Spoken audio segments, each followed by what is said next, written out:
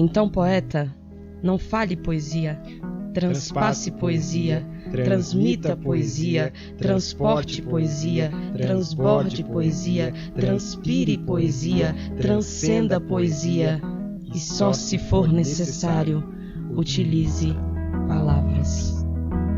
Do fundo da boca. Senhoras e senhores, está começando mais um podcast do fundo da boca, abaixo do peito. Licença aos mais novos, aos mais velhos, a bênção dos nossos ancestrais, e que esse podcast seja maravilhoso, possa levar muita cura, muita transformação e evolução também através das palavras. O podcast do fundo da boca, esse projeto, tem o intuito de alinhar, né, o enredo do processo até sair da boca, o que tem no peito, até chegar na língua, até chegar no coração. É aquele arrepio que você sente quando você escuta alguém recitar, alguém proclamar, e é um aprofundamento nas palavras e em como elas vai para o papel. Nesse podcast, junto com o Wellington Sabino, salve Wellington Sabino, e Carlota também, quero agradecer a Carlota que está gravando, está ali. A gente tem o prazer de convidar um rapaz, um senhor, um moço muito importante na cena de Minas Gerais da poesia, que é o nosso querido Rogério Coelho. Eu tenho a honra de ter esse camarada na minha caminhada, na caminhada de todos nós, no nascer da poesia aqui em Minas Gerais, né? Então vamos falar um pouco de Rogério Coelho. E se apresente também, Wellington Sabino, por favor. Salve, galera do Slam, salve ouvintes, poetas, quem já foi jurado, quem já foi espectador. Quero agradecer a todo mundo que está acompanhando o podcast. Mande para alguém, mande o link para alguém, chame alguém para ouvir com você, que vale muito a pena. Em especial, como o Dias já adiantou, a gente está recebendo uma pessoa que particularmente eu admiro muito. Tenho a alegria e a felicidade de ter encontrado em 2017, e desde então essa aliança se aprofundou cada vez mais, e nada mais justo essa pessoa fazer parte desse sonho, desse projeto. E tem tanta coisa no fundo da boca, do coração, a gente quer descobrir um pouco, quer aprender um pouco. Então, fazendo essa abertura, quero desejar que seja bem-vindo. Rogério Coelho, ele é poeta, articulador do Coletivox, sarau de poesia, é Slam Master do Slam Clube da Luta, de Belo Horizonte, graduado em Letras pela PUC Minas e é mestre em Artes pela EBA UFMG, com a pesquisa em performance da poesia oral, poesia oral, do sarau Coletivox, do Slam Clube da Luta, e é doutorado pela FALE UFMG, com a pesquisa nas afrografias de performance negras nos slams. É dramaturgo de teatro desde 2006, foi dramaturgo e vice-diretor do CICAUT, Centro Interescolar de Cultura, Arte, Linguagens e Tecnologias, no programa Valores de Minas, onde escreveu dramaturgias para os espetáculos multidisciplinares de encerramentos de 2011 a 2018. A oficina Palavra Ação foi ministrada nas cidades de Belo Horizonte, Minas Gerais, Itajaí, Santa Catarina, Santo Antônio de Jesus, Bahia, e Arapina, Pernambuco, todas em 2019. As três últimas, convite do projeto Arte da Palavra pelo Sesc Nacional. É isso, Rogério. Agora, essa, digamos assim, é a apresentação formal, né? Então vamos a uma apresentação informal. Quem é Rogério Coelho? Que trajetória formou Rogério Coelho? Você consegue se definir? Vamos tentar, né? Bem-vindo, Rogério, bem-vindo. Salve, salve. Muito obrigado a todo mundo que veio de longe, a todo mundo que vem de perto e principalmente quem vem de dentro. É muito impressionante para mim estar aqui participando desse podcast do Fundo da Boca com essas duas pessoas que eu admiro tanto. Esses dois que têm uma trajetória na poesia que me ensinam a cada dia como eu devo viver, como eu posso viver melhor, como eu posso sentir melhor as pessoas, como eu posso dialogar com o mundo melhor. É isso que a poesia de vocês representa para mim. Humanamente, são irmãos. São irmãos, como diz a Nívia, né? Família é um amigo que nasceu em outro lugar. Amigo é família que nasceu em outro lugar.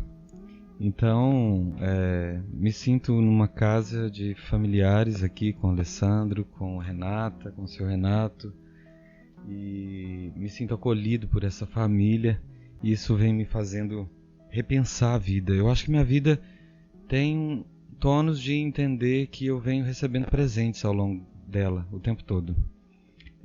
Se eu for falar de poesia, de como as coisas foram acontecendo na minha vida, eu fui recebendo alguns presentes, eu fui recebendo essas informações. Eu acho que falar de mim, o que é uma coisa muito difícil, é falar desses encontros e desses presentes que eu recebi, que foram me amalgamando em algumas partes e desamalgamando em outras, né? E eu acho que eu sou mais feito desse desenformar, né? Esse desenformar, né? Tirar de uma forma, né? Sempre explorar, né? Quem a gente é. Eu pensando aqui agora nessa técnica do rádio e nessa ideia, né? De um rádio que está aí, nessa ideia de podcast que é um programa de rádio espraiado aí pelas redes, né? E eu me lembrei que eu recebi um presente aos 19 anos, 19, 20 anos, que eu fui radialista. E nessa oportunidade, a gente, sem saber o que é ser radialista numa rádio comunitária, era uma rádio de igreja, mas a gente tinha toda a liberdade para fazer acontecer qualquer coisa. Na época eu gostava muito de blues. E aí a gente fez um programa baseado no blues, onde eu me dedicava a colocar toda a programação cultural gratuita da cidade lá na periferia. Então fazia esse tipo de informação. E eu fiquei muito feliz assim de falar para mais pessoas, né? Esse momento de encontro, de falar com outras pessoas, assim, eu achei muito importante. Então foi um primeiro atravessamento, né? Eu estava na rua e de repente alguém me chamou para fazer um programa de rádio e eu percebi isso. E isso foi um atravessamento importante assim, na minha vida, na minha trajetória. Então falar de mim é falar um pouco desses presentes que eu fui recebendo ao longo da história. Logo depois do curso de letras eu tive um reconhecimento de uma nova trajetória, porque por acaso, que nada é por acaso, mas por acaso eu recebi um convite para estar participando de um projeto de iniciação científica dentro de uma universidade em que a gente do curso de letras, em que majoritariamente o que a gente lia eram os poetas cânones e poetas já conhecidos, né? Uma grande maioria dessa trajetória histórica, né? Linear da poesia e dos estudos sobre épocas e estilos, a gente tinha esse percurso. E de repente eu recebo esse convite e eu passo numa banca e acho um livro do Ferrez. E aí, naquele momento, eu me identifiquei com aquela fala, com aquela mesma linguagem da periferia, com aquilo que eu vivi durante muitos anos na região do Barreiro, no bairro Independência, em frente à Serra do Rola Moça, onde nós fixamos moradia logo depois de vir de São Paulo, onde eu cheguei com 10 anos de idade, onde eu entendi que era uma vida muito mais em comunidade, com as pessoas que eu via na rua, com a relação com a natureza, com a relação com um bairro que estava em expansão, mas ainda era muito rural. E eu me vi identificado naquela escrita, naquela forma de manifestar as coisas. E a partir daí começa meu interesse por uma literatura, por uma poesia que até então eu não tinha sido apresentado. E logo depois, né, estudando algumas coisas, eu fui encontrando um nome disso que eu adotei por muito tempo,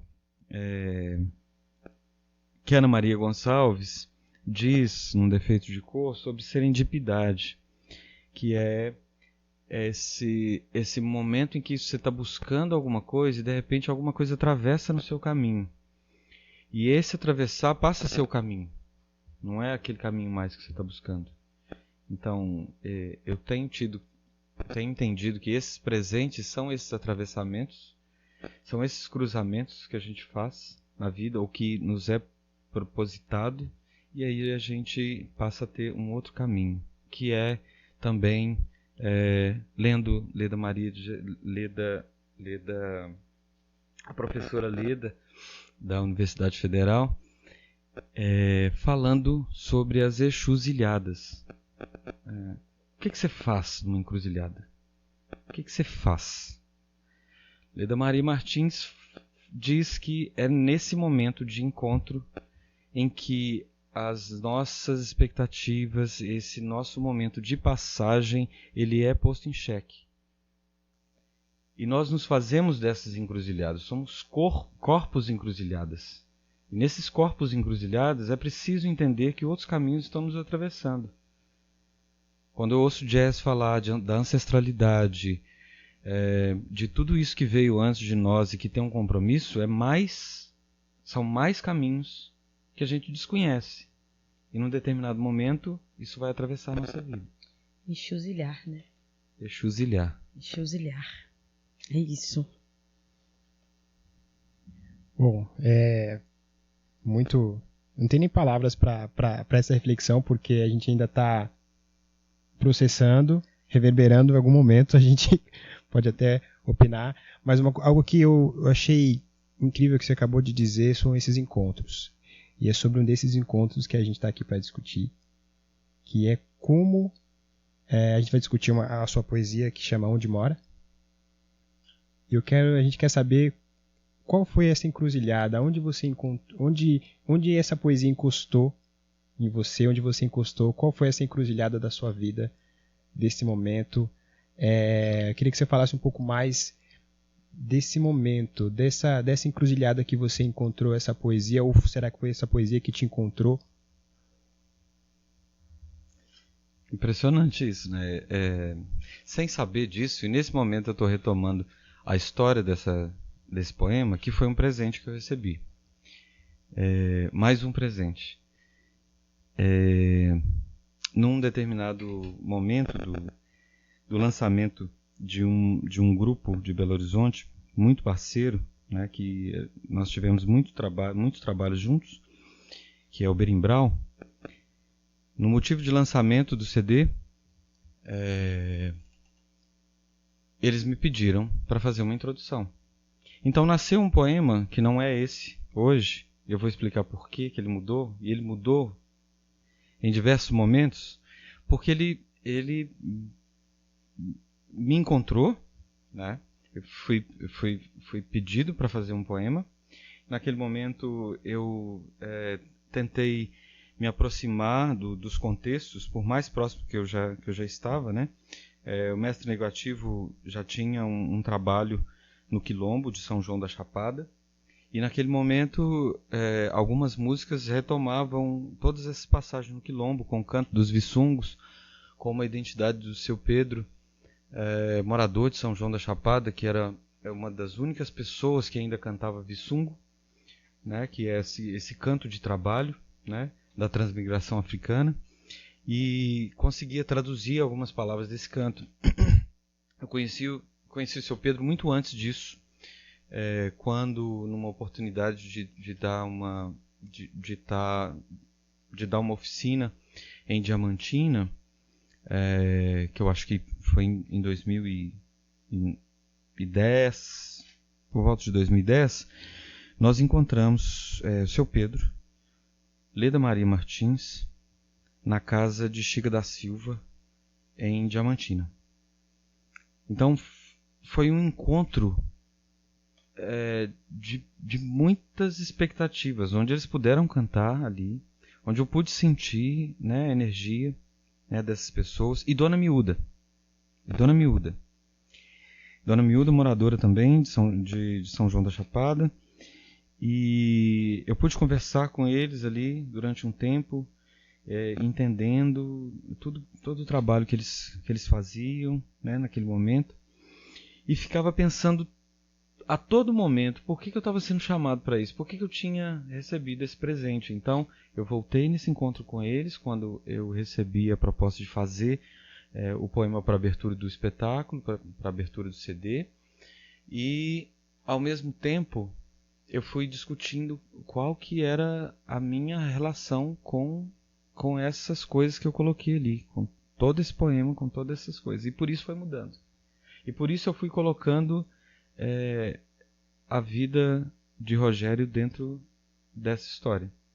Então, foram várias coisas que foram me fazendo pensar da minha própria realidade, da minha família, da minha ancestralidade, de como é que eu poderia imaginar. E isso me trouxe revelações assim da minha própria vida. Porque logo depois de escrever o poema, eu descobria mais da minha história. Então eu descobri mais da minha história. Sobre a história de minha avó, sobre a história do meu avô. Então eu percebi que quem falava comigo, na verdade, eram meus avós, no lugar daqueles pretos que estavam ali. Então foram eles que estavam falando para mim. Essa história condizia muito. Ai, muito forte. Eu acho que depois de explicar esse processo, nós queremos ouvir onde mora. Nós precisamos ouvir onde mora. Então, do fundo da boca abaixo do peito, com você a palavra, Rogério.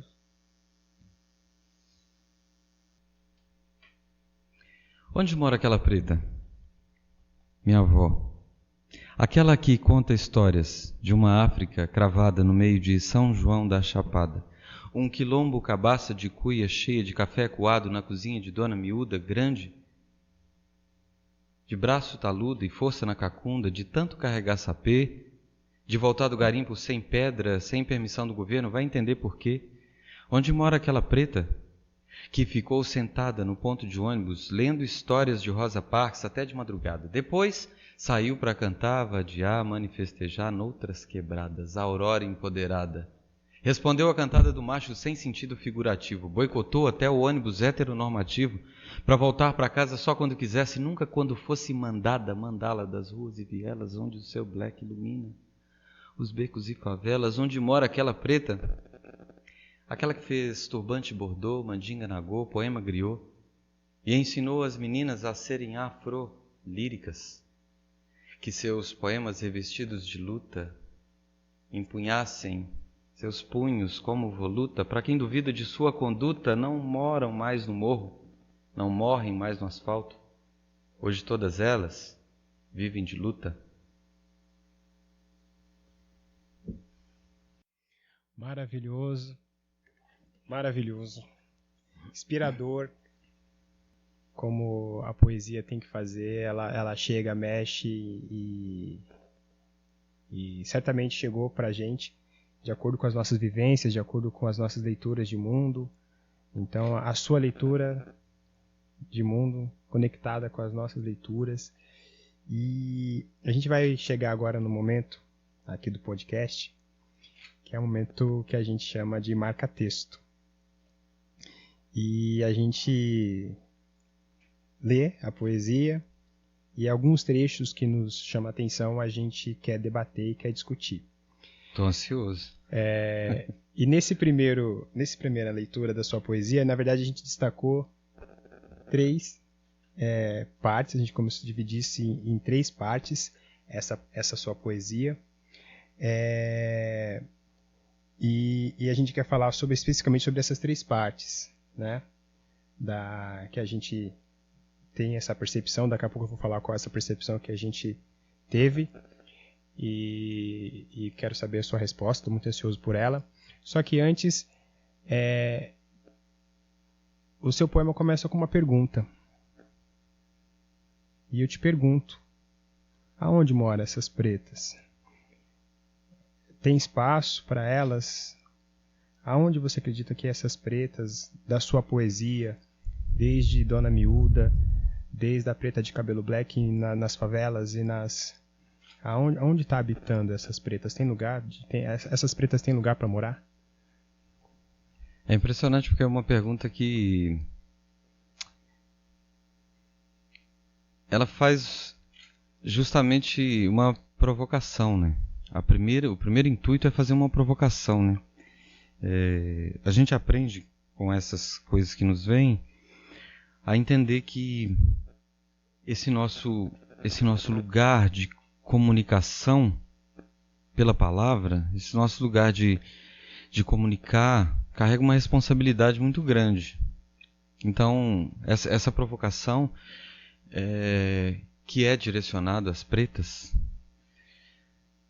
que fala das minhas referências, né, das mulheres, né, da minha família, não só de minha avó, né, não só de movimentos de minha tia, da minha própria mãe, mas retoma toda a vontade e a necessidade de saber onde elas moram nas suas individualidades, nas suas expectativas, nas suas alegrias, nas suas formas de transformação, nas suas formas de revolução, nas suas formas de contestação, nas suas formas críticas, onde mora esse lugar em que se pode pensar que é por um determinado momento que você sofre opressão, que você sofre racismo, que você sofre o machismo, que você sofre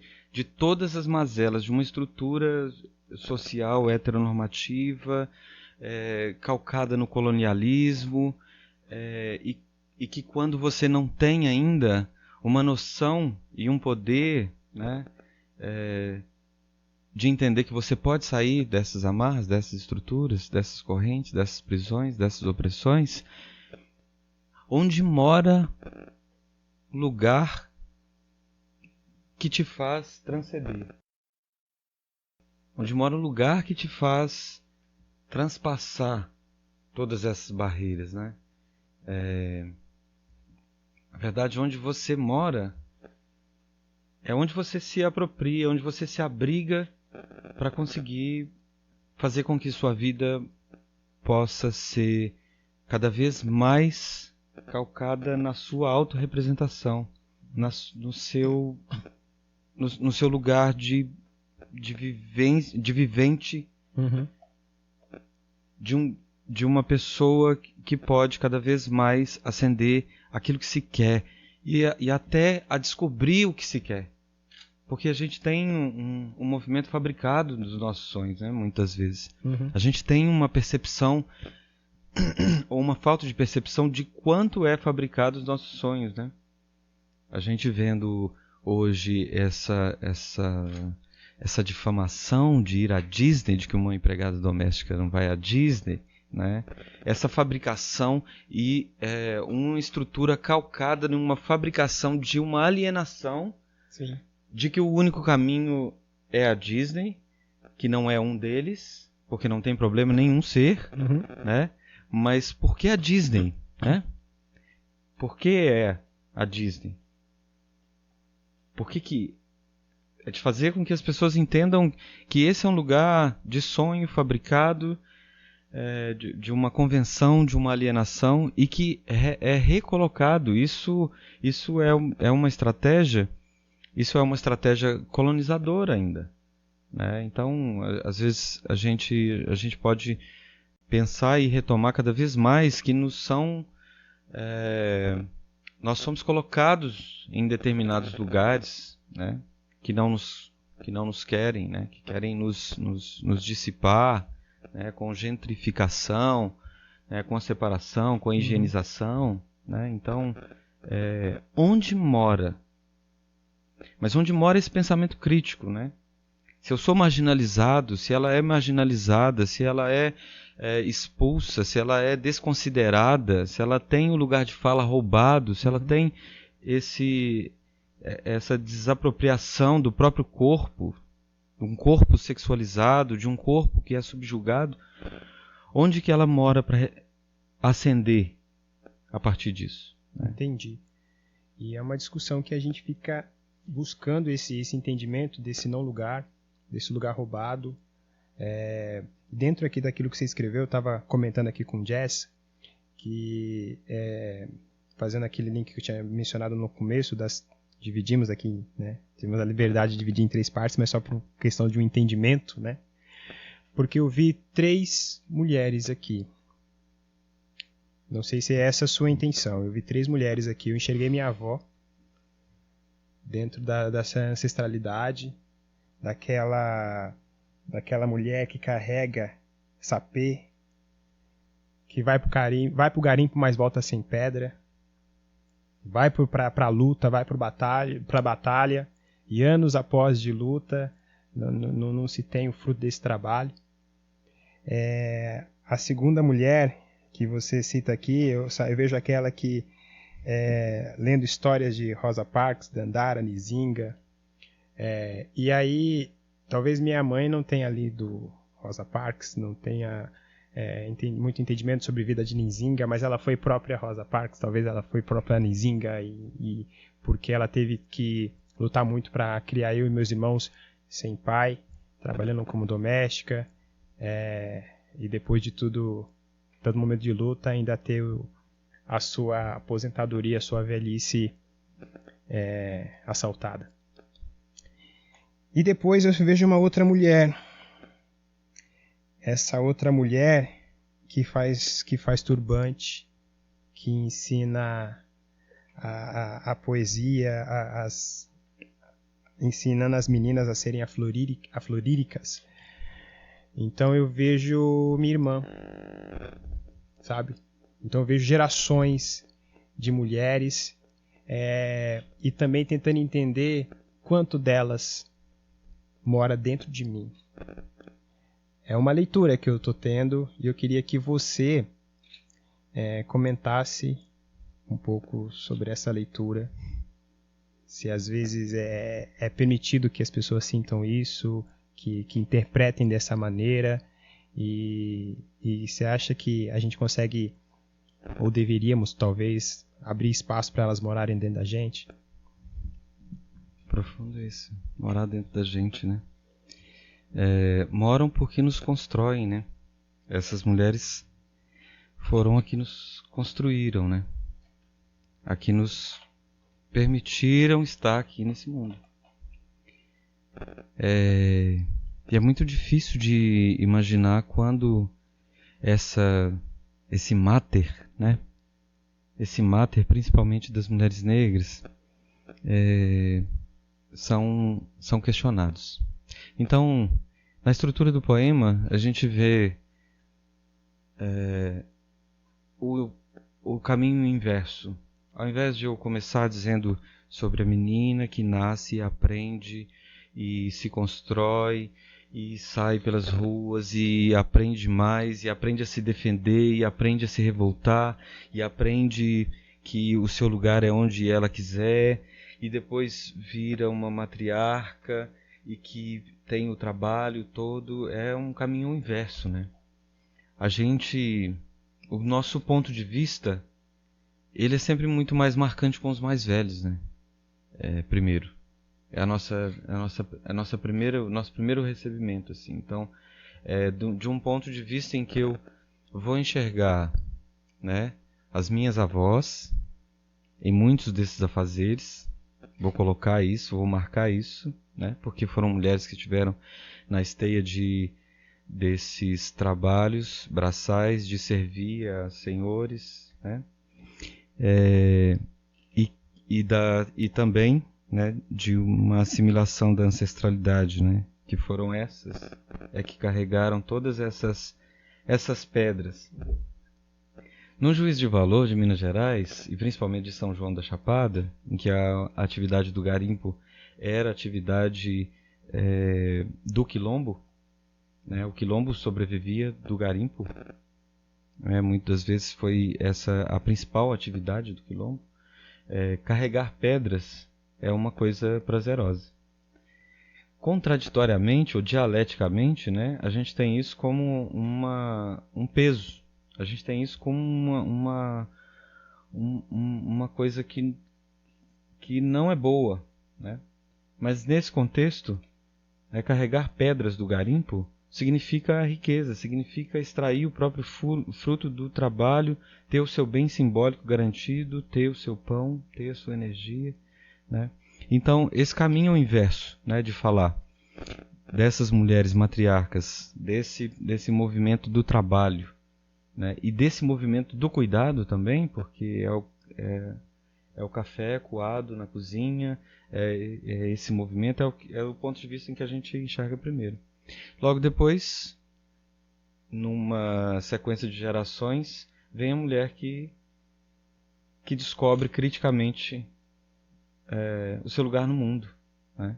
Que é onde ela quiser, que ela descobre que isso é verdade, que isso é possível, apesar de contraditoriamente isso ser marcado por uma violenta negação, né?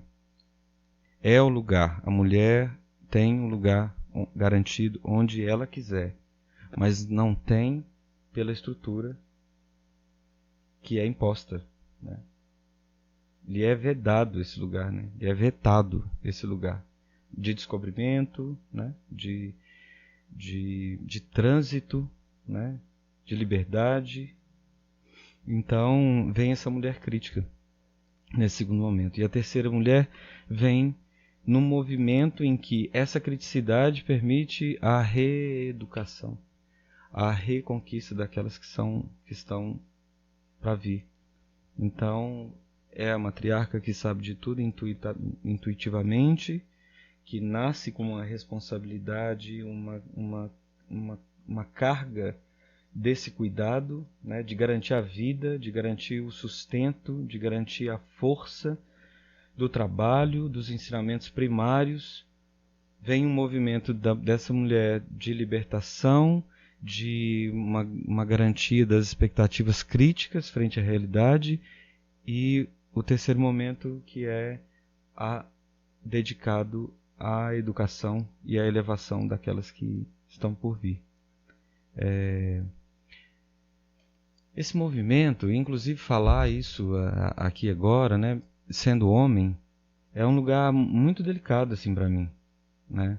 Eu ia te perguntar isso, Uhum. né? Enquanto homem, falar e tocar e falar dessas mulheres, como é para você destrinchar isso e, claro, obviamente entendendo o seu lugar de fala, mas ao mesmo tempo se apropriando do seu lugar, mas dentro do seu lugar poder fazer uma poesia como essa?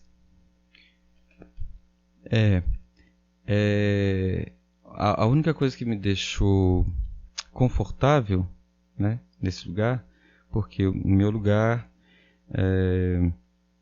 de negro não retinto, em primeiro, né, entendendo os privilégios que eu tive junto à maioria dos meus irmãos e irmãs, né, que sofreram muito mais do que eu, né, pela minha tonalidade de pele, né. Eu sofri episódios de racismo, mas que nem se compara a irmãos e irmãs que tiveram próximo de mim. E depois de homem, né, com outra carga de privilégios enorme, fazendo uma descrição desse lugar, né, das mulheres. E aí eu só me sinto confortado por elas quando eu digo, porque é uma descrição. Eu não falo no lugar delas. Eu não me coloco no lugar delas. É uma descrição de um ponto de vista em que eu faço uma descrição desse movimento e falo da importância desse movimento, que eu acho que nós, privilegiados em seus diversos níveis, é que temos esse lugar de fazer, de estar cada vez mais entendendo os privilégios, estando num lugar de apoio, estando nesse lugar de poder suportar, de poder ter qualquer tipo de movimento para que se proporcione que essa voz seja ouvida, de proporcionar que essa voz esteja em cada vez mais lugares. Então, esse é o lugar que me deixa confortável nessa situação. De forma alguma, assim, a gente pode pensar que muitas vezes na escrita, no movimento, nas nossas vivências, assim, a gente atravessa esse lugar de fala das mulheres, né? E às vezes quer se colocar. Eu já vi, assim, eu já pensei assim, poxa, será que esse texto não soa como um lugar de que eu esteja querendo me promover por falar dessas mulheres? Eu sei disso porque eu falo de minhas avós, das pessoas que eu conheço, das pessoas que eu admiro. Eu estou falando para colocar num lugar de visibilidade outras pessoas. Não é de mim, não é da minha relação com elas que eu estou falando. Não me coloco, não quero me colocar em nenhum momento ao lado dessas falas para que eu tenha algum tipo de privilégio. Meu trabalho com a educação, meu trabalho com as oficinas, com as pessoas que vêm até mim para saber de qualquer coisa, é simplesmente garantir que essas vozes sejam ouvidas, independente de eu estar ali. Porque daqui a pouco eu não vou estar.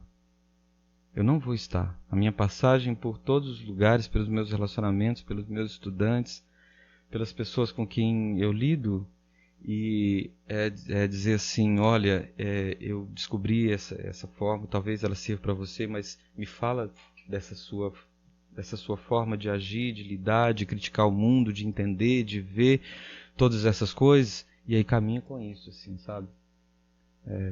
Então, é um lugar que pode levantar, né, diversas críticas, diversas coisas, mas por todas as pessoas que eu considero importantes na minha vida e que voltaram a mim por essa poesia, conseguiram refletir. Todas as mulheres que voltaram a mim, né, dizendo sobre essa poesia, conseguiram entender que esse lugar dessa descrição e de levar uma voz que tem que ser colocada está muito mais importante do que a minha autopromoção ou deslocamento do lugar de fala de alguém. Um comentário, sim. Eu e o Wellington, a gente estava conversando e aí você falou algo muito interessante, Wellington, que é sobre a ancestralidade, e não tem como não ver ancestralidade numa linha paralela de maternidade.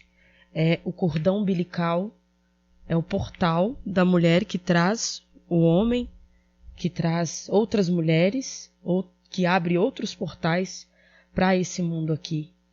E são essas três personalidades de mulheres que nós vimos aqui, onde habitam, onde moram, eu acho que está aqui, sabe? Eu acho que está dentro de nós. Tá dentro do corpo que tem esse útero, mas também está dentro desse homem que está no seu processo, que consegue reconhecer o seu processo de falar dessas mulheres sem se promover, sem ter essa intenção de passar à frente. E isso se chama, acho que, o despertamento da alquimia feminina, porque acho que todo homem tem o seu lado materno, tem a sua alquimia feminina, a sua ancestralidade dentro da maternidade. Não estou falando que todo homem é mãe, não estou falando que homem é mãe aqui, mas tem a sua alquimia. E quando se desperta, põe isso para fora, né? Aí as pessoas comparam muito com a feminilidade, né? Pensa até que ele deve ser gay, né? Porque tem esse cuidado, porque tem esse afeto, mas é porque deixou despertar essa alquimia, essa ancestralidade da maternidade, assim. E a força dessas três mulheres dentro desse homem. E eu sinto, com esse corpo não binário aqui, mas que tem esse útero que pulsa, que é quente, o tempo todo a maternidade. Eu sinto o tempo todo o fio de prata que gera filhos, que gera acolhimento, que também é essa avó. Eu achei muito foda, muito interessante ser começar do mais velho até o mais novo, porque é assim o processo. É assim o processo de humildade. Eu me lembrei de minha avó, eu olho para minha avó, Dona Angelina e Dona Ana também, que se foi benzedeira, feiticeira, e que ela também, ela é Nzinga, ela é Nagô, ela é também essa voz da griot, mas é uma voz silenciosa, é uma voz que não leu Rosa Parks, não teve contato com os conhecimentos hoje que a gente tem, né, que a gente tem acesso de poder desconstruir, de poder levar, e ela não teve isso, mas 24 horas por dia, a minha avó é essas 3 personalidades de mulheres. 3 personalidades de mulheres, assim. E é incrível como que a ancestralidade, ela te transborda e você nem percebe a sua alquimia o tempo todo, assim. É como as meninas da favela, sabe? As meninas da favela podem não conhecer sobre o feminismo, mas essa terceira mulher intuitiva, o feminismo intuitivo na quebrada é muito, muito presente. Elas, assim, não tô falando que elas não precisam ler Rosa Parks, não tô falando que elas não precisam ter esse contato com a ancestralidade de maneira didática, de maneira de encontro com outras mulheres, mas quem é, não precisa ficar falando muito que é, sabe? Eu acho que elas são presentes. Elas são presentes, assim. Eu olho para as... E aí tem hora que eu olho e falo assim, nossa, eu queria tanto que você enxergasse isso, sabe? Que você vesse isso em você. Mas aí é o processo do mais velho para o mais novo. E aí é um caminho constante de humildade. Isso é humildade. Elas sabem a força que tem. Elas sabem que elas trabalham com a intuição o tempo todo. Mas é um despertamento do mais velho mesmo, sabe? Isso pra mim é ancestralidade, cara. Porque tá ali minuciosamente agindo, minuciosamente aflorando, e se é pra fazer garimpo, vamos pro garimpo. Se é pra eu sentar no ponto e mandar o macho a merda dentro do ônibus, mando o macho a merda também. Vou manifestejar, mas se é também pra ser voz do griot, né? A voz do griot é a voz do antepassado, é o que veio falar pelo antepassado, né? Pela antepassada. Se é também para ser a voz do griot, serei a voz do griot, sou a voz do griot e não preciso dizer que sou. Eu sou. Nós somos a palavra, né? Ondaka, salve Ondaka também. Nós somos a palavra. E aí simplesmente você olha e fala assim, meu Deus, quantas mulheres habitam em você? Quantas personalidades de ancestralidade, fio de prata, tua raiz, teu cordão umbilical, na hora que ele foi cortado, será mesmo que foi cortado? Não sei, acho que veio inteiro, assim, ó. E quando mais você reconhece isso, um comentário, assim, bem profundo.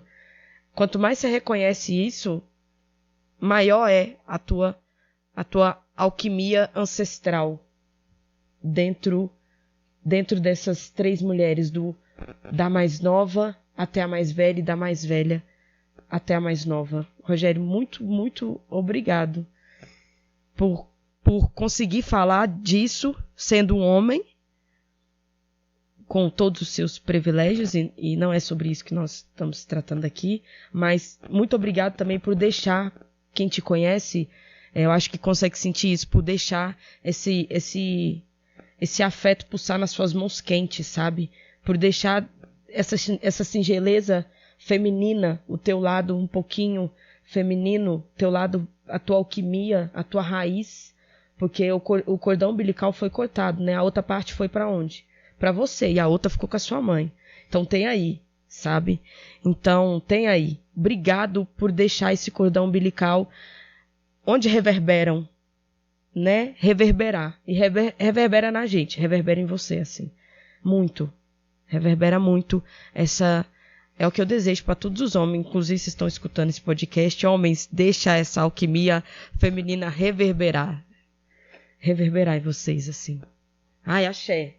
Axé, eu acho que a gente não tem nenhuma fórmula, né? Eu acho que o estado da coerência das pessoas que circulam minha vida, você, Jess, que é meu pai, é minha mãe, é meu irmão, é minha irmã, é uma alma generosa, e me dizer isso é porque você me conhece, né? Apesar de não me conhecer nas minhas relações, mas que é lá que é o trabalho está sendo feito, né? É importante a gente voltar nisso porque reconhecer os nossos privilégios está no dia a dia. Tá com alguém que você encontra pedindo alguma coisa no sinal, tá com a moça da lanchonete na faculdade, tá no momento em que eu estou com meu companheiro ou minha companheira e que eu tenho uma situação fora de controle. Está justamente nesses momentos, né? Entender qual é a coerência de estar dizendo alguma coisa, né? Falar e fazer, né? De estar dizendo, fazendo um discurso bonito, falando de coisas bonitas, mas qual que é o conceito que você está passando para a sua quebrada, né? Você volta para casa, né? Onde é que você mora, preto? É isso que você me fala. E aí, quando eu penso onde que eu moro, é preciso entender que o trabalho é feito nesses lugares, né? O trabalho é feito com a educação, o tipo de educação que eu prezo para os meus filhos, né? O que eu estou levando para eles? O que eu estou falando para as minhas sobrinhas? O que eu estou deixando de escutar da minha mãe? O que eu estou deixando de escutar de uma pessoa que as pessoas não consideram a opinião como alguém que passa na rua, que precisa de uma conversa, né? Eu estava ouvindo aqui, pensando, e eu visitei uma situação que aconteceu, principalmente aquilo que você colocou aqui, de nós homens entender esse lado matriarcal e retomar isso e fazer com que essas mulheres nasçam dentro da gente.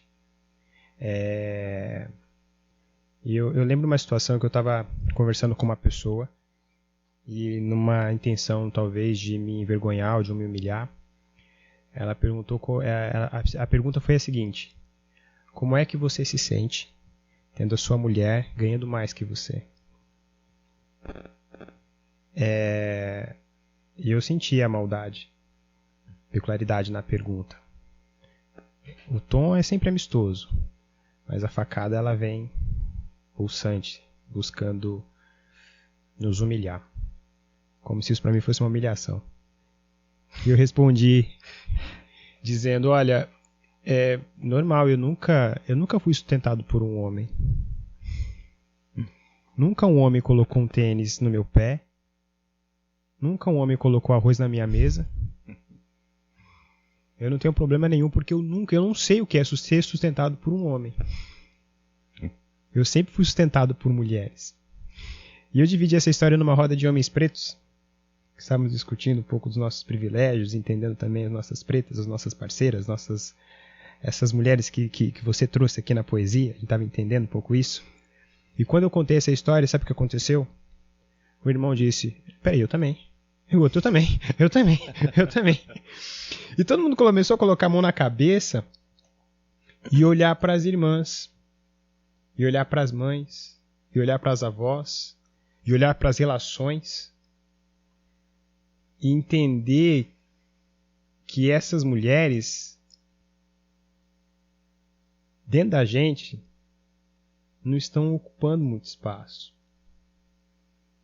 E há uma necessidade disso. Então,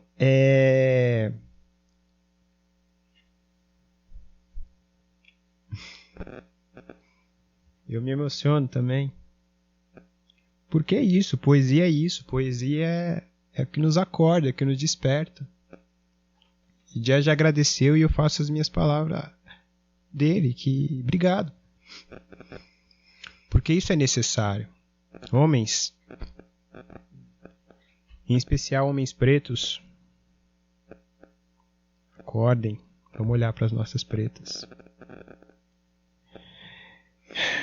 Dito isso, tem um trecho também que eu queria destacar aqui da sua poesia. A gente não pode se alongar por muito tempo, porque se deixar a gente grava aqui durante 5 horas. Mas tem um trecho aqui que eu não posso deixar de passar, porque eu tenho que destacar, eu queria muito que você comentasse. O trecho é o seguinte, né? Sem querer, obviamente, desmembrar a poesia e tentar colocá-la num, sabe? Você pode até retomar pra gente entender bem o contexto, mas só pra gente conversar aqui. Mas é porque você faz esse trabalho, né? Que são muitos poemas dentro de um poema. Né? Exatamente, poema então poema. E, enfim, os entendimentos também não é só um, então... Mas eu gostaria que você comentasse com a gente, que diz assim... esse trecho aqui merece ser destacado e eu vou falar por quê. Eu vou ler esse trecho, depois eu vou dizer por que ele soltou os olhos, né? Diz assim: depois saiu para vadiar, manifestejar notas quebradas. E eu aqui dentro dessa frase, desse pequeno trecho tirado de uma poesia, como eu disse, sem querer desmembrar, mas você colocou uma palavra muito interessante aqui, que é o manifestejar. Como se o festejar fosse uma manifestação, como uma reivindicação da alegria que muitas vezes é roubada. O que me saltou os olhos aqui também é que às vezes essa questão de se permitir, que às vezes o sorriso, o samba, a alegria, frente a tudo aquilo que a gente vive, é uma ação, é um manifesto, na verdade. Um abraço, um samba, apesar de tudo que está acontecendo, sabe? O sacudir a poeira e dar a volta por cima é uma manifestação de resiliência que eu vi na minha mãe tantas vezes. Então, para mim, enfim, é mais fácil você falar do que diz aí. Você faz uma coisa muito bonita, sei, jazz fazem uma coisa muito bonita e muito deferente, né, a minha presença, a minha poesia, né? Eu nunca tive tanto abrigo, né, na poesia com tão bons olhos quanto vocês, assim. Eu acho que vocês que me curam, me resgatam, me fazem querer escrever mais. Vocês me fazem querer escrever mais. Vocês me dizem, né, com esses olhos aí, com esses olhos lacrimejados aí, que eu preciso escrever mais e que a gente precisa escrever mais junto. E essa é a minha missão. Esse texto tem uma peculiaridade, assim, que eu fui percebendo ao longo do tempo, que isso que jazz fala, quem não precisa dizer, que eu já carrego na minha vida há muito tempo, que a gente reconhece todas as formas das pessoas necessárias na nossa vida, mesmo sem elas dizer uma palavra. Olha o seu Renato ali. O seu Renato, eu chego nessa casa, ele está me esperando de uma forma como ninguém nunca me esperou, sem dizer uma palavra. É impressionante,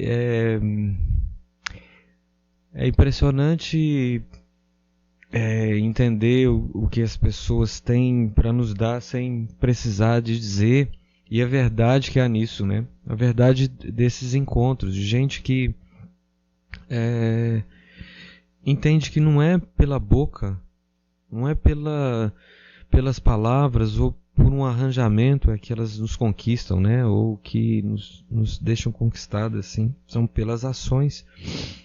E falta de ações que dizem muito mais do que me receber com um banquete, me receber com com qualquer coisa, né, que queira dizer algo. Né? Dizer algo para mim verdadeiramente é ser, é estar, né? Estar verdadeiro.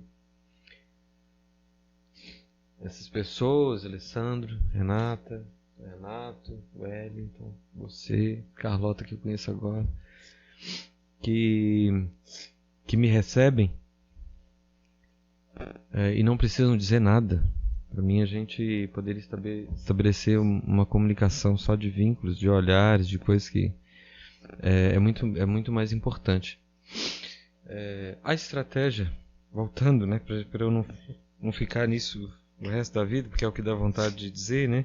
Eu trabalho com performance, não é à toa, né? Porque é performar os encontros, é entender esses encontros como uma performatividade da representação da nossa vida, daquilo que a gente entende como as relações, em quem confiar, como querer ser próximo do que alguém né? Em quem se espelhar, né?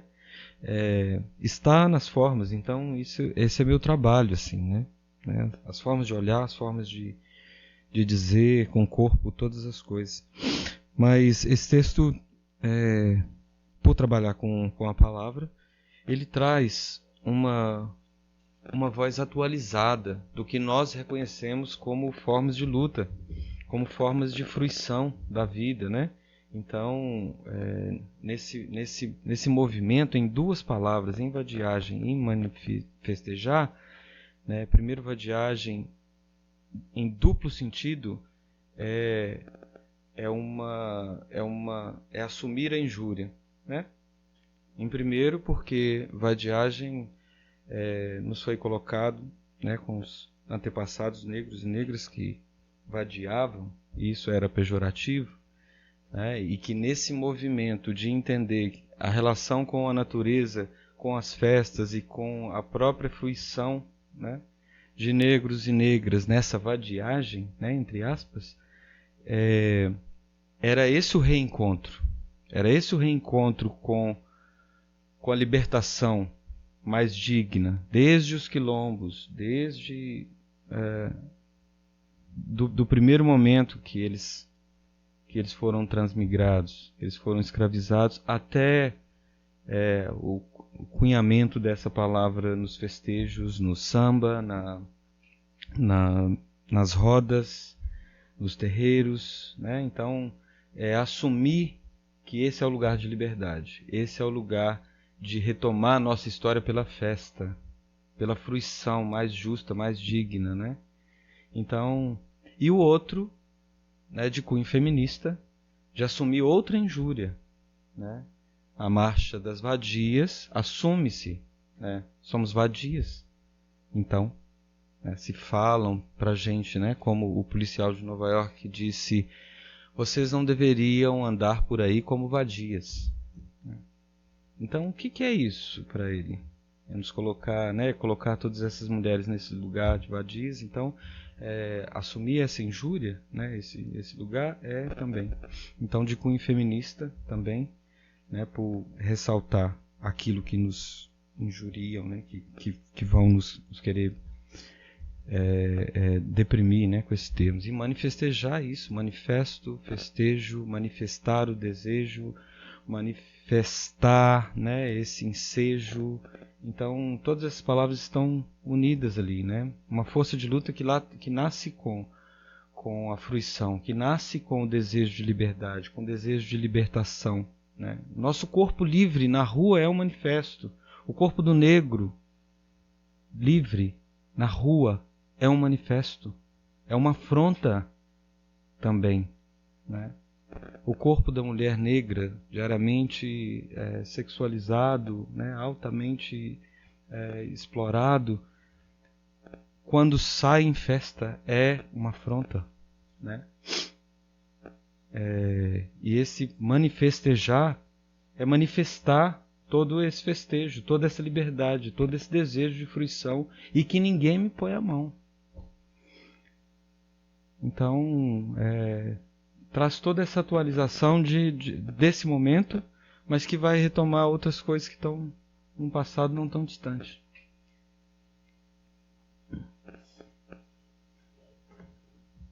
Maravilha.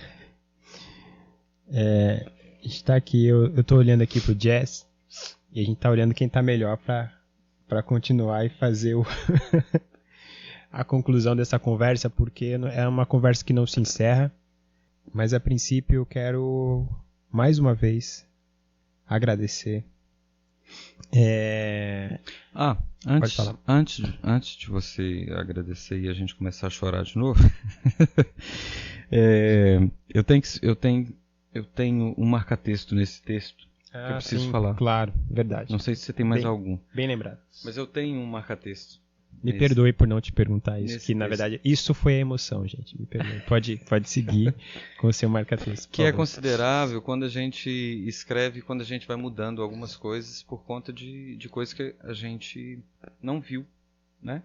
De coisas que a gente deixou passar batido. E a gente precisa assumir as nossas contradições. A gente precisa, né, dizer. Quando eu mostrei esse texto para uma amiga poeta e uma das artistas nesse mundo que eu acho que é fundamental assim para minha vida, para todas as coisas, que é As e Reis, ela me disse: eu acho que você deveria repensar essa palavra afrodisíaca.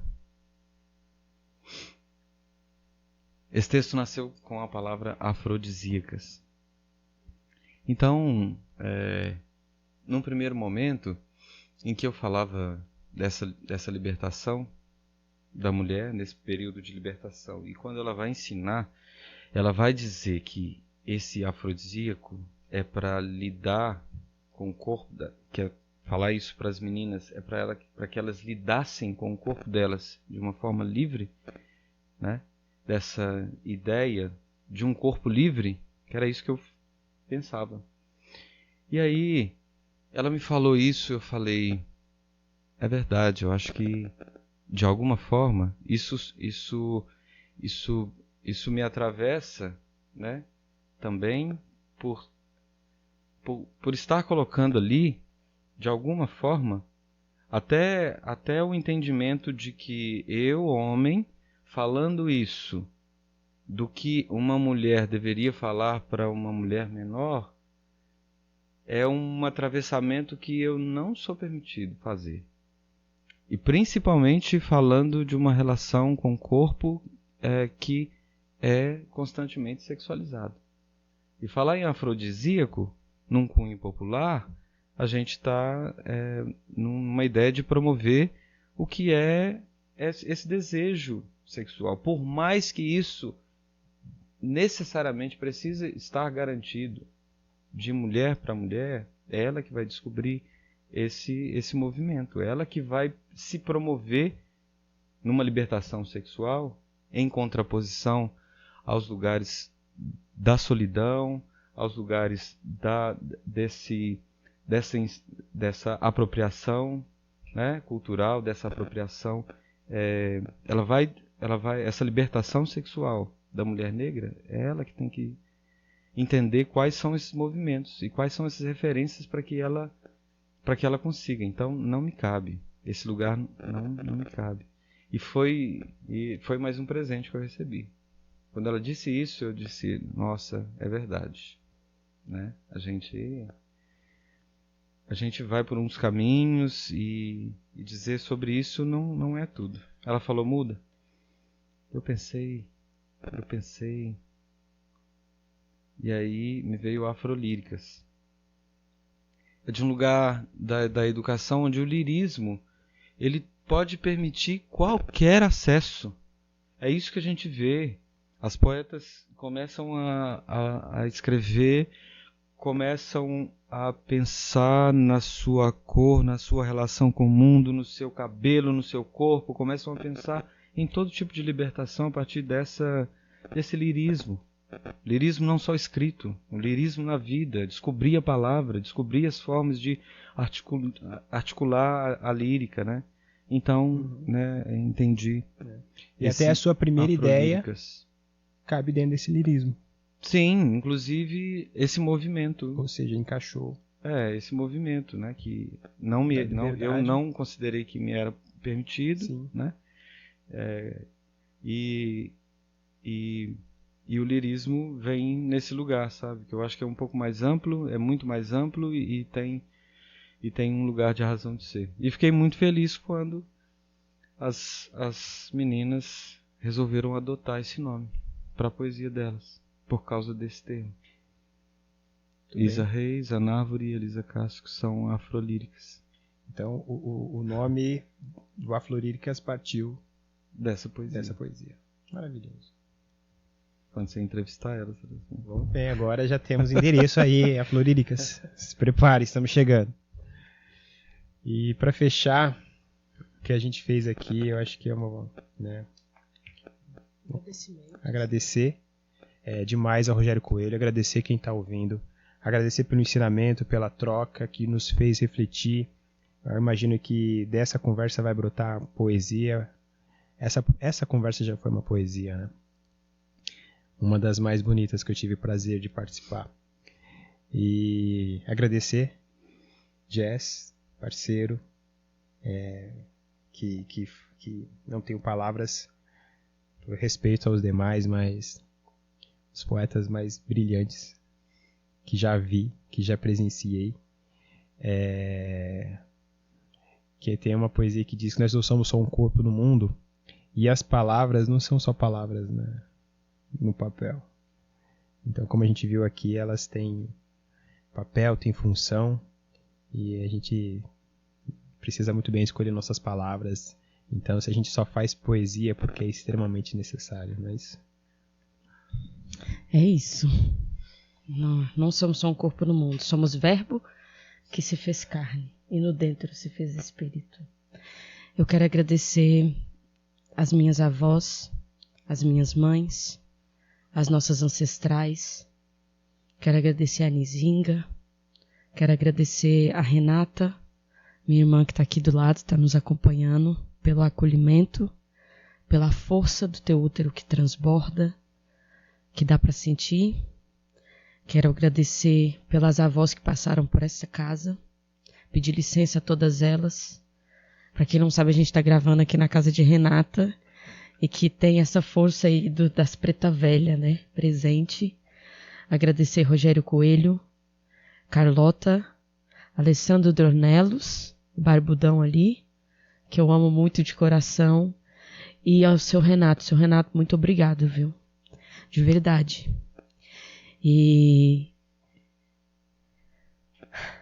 é isso. Deixe despertar a alquimia feminina com toda aquela regrinha de novo, né? Com toda a humildade, respeito e disciplina, a ponto de conseguir reconhecer que é preciso mudar o percurso, né?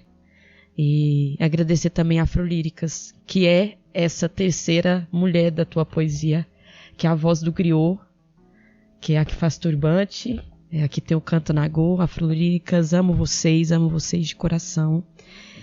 E é isso, Rogério, agradecimentos. Meu coração se enche de alegria, né? Todas as vezes que eu encontro com gente que me abraça por dentro, né? Então, obrigado pelo convite, Wellington Sabino.